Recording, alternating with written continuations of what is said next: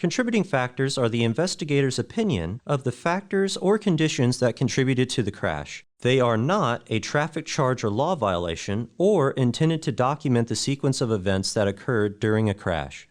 You can choose up to 3 contributing factors per crash report. You may also choose up to 2 may have contributed factors. Classify by priority for each unit the contributing factors that contribute the most to the crash. Factor 1 is the primary contributor, Factor 2 is the secondary contributor, and Factor 3 is an additional contributor. Use the following tips to determine the contributing factors of the crash. Observe the involved vehicles, roadway, weather, and surroundings. Ask drivers and witnesses for information by asking general questions like, "Can you tell me what happened?" Determine if there is any video footage you can utilize from nearby businesses, vehicles with dash cameras, particularly large truck tractors, or roadway monitoring cameras. Here are a few interview tips. Talk to people individually. Ask them to explain what happened again. Say, "I want to make sure I understand. Can you walk me through what happened again?"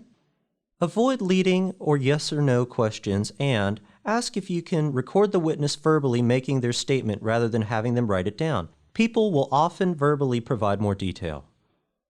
There may be some instances in which a crash report would not have a contributing factor. This may occur when an investigator does not know what happened, there are no drivers or witnesses to talk to, and the evidence is insufficient to determine what caused the crash.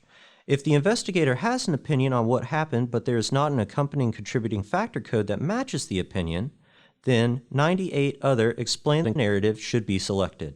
This should be used sparingly. The may have contributed factors section can be used to record factors or conditions that are present even if the investigator is not able to determine if the factor or condition contributed to the crash. When filling out a crash report, there are a few things you should consider when completing the narrative section. Remember, the narrative is the investigator's narrative opinion of what happened. It should be concise but complete, and when coupled with the diagram, it describes the main events of the crash, including the direction of travel prior to the crash and the area of impact. Do not record personally identifiable information such as full name, home address, email address, vehicle license plate number, or telephone number in the narrative for any person. Always follow your agency policy, but in general, it is best practice to exclude any personal information to protect the identity of those not directly involved in the crash. This includes name and badge numbers, or license information of law enforcement officers, first responders, and government officials.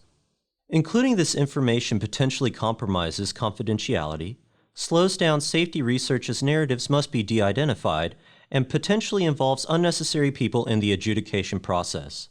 If you need help with any portion of the CR3 crash report, there are a variety of resources that can help. You may call or chat with the CRIS Help Desk at 844-CRIS-HLP and review the CR100 guidance document.